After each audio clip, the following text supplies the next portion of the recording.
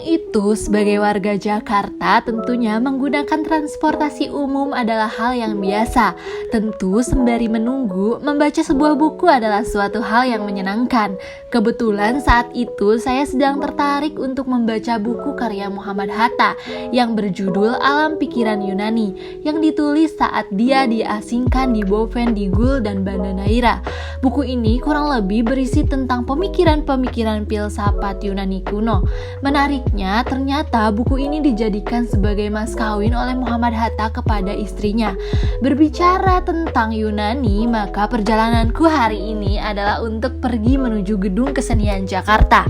Setibanya di sana, aku terpesona karena melihat mahakarya luar biasa yang telah berhasil membius mata ini. Jujur saja, mata mana yang tak terpesona perhatiannya saat melihat gedung menawan berkelir putih megah dengan gaya arsitektur perpaduan Yunani dan Romawi kuno. Terletak persis di depan Pasar Baru Jakarta Pusat, Gedung Kesenian Jakarta tak hanya penuh panorama ketika dipandang, tapi juga bernilai historikal tinggi dalam rekam jejak sejarah dunia kesenian Indonesia. Ide pembangunan pertama muncul gedung ini berasal dari Gubernur Jenderal Belanda, yaitu Den Lus, yang kemudian baru bisa dimulai pembangunannya oleh Gubernur Jenderal Inggris, yaitu Thomas Stamford Raffles pada tahun 1814 dan baru diresmikan pada 7 Desember 1821. Gedung yang dibangun dengan bentuk gaya empire oleh arsitek VOC Mayor Schultz ini menelan nominal fantastis loh teman-teman, hingga menyentuh 60 golden, dan kurs mata uang saat ini atau setengah miliar jika dikonversikan ke rupiah saat ini. Sungguh angka yang luar biasa, bukan teman-teman? Jika pemerintahan Hindia Belanda memfokuskan gedung ini sebagai sarana pertunjukan atau kesenian, maka lain halnya dengan pemerintah pendudukan Jepang. Selain digunakan sebagai gedung pertunjukan Jepang malah menjadikan gedung kesenian ini sebagai markas tentara.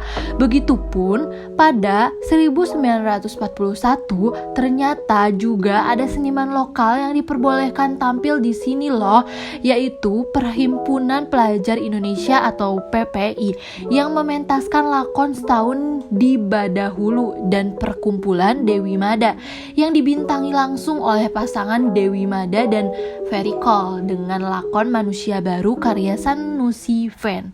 Selain itu, gedung yang berpenampilan menawan ini juga pernah digunakan untuk Kongres Pemuda yang pertama pada tahun 1926, dan di gedung ini jugalah pada 29 Agustus 1945 Presiden RI pertama Insinyur Soekarno meresmikan Komite Nasional Indonesia Pusat atau lebih dikenal dengan KNIP, dan kemudian beberapa kali memakai gedung ini sebagai tempat untuk sidang loh teman-teman.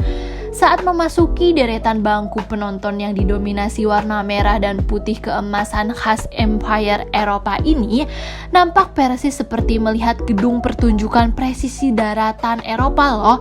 Bicara soal fasilitas, gedung ini dilengkapi dengan 470 kursi penonton di bawah dan di tribun, panggung berlantai kayu jati berukuran 10,75 x 14 x 17 meter, kamera CCTV di setiap ruangan, TV monitor, ruang tata rias aktor, tata suara dan tata cahaya yang cukup memadai meskipun ada beberapa fasilitas rusak karena termakan usia.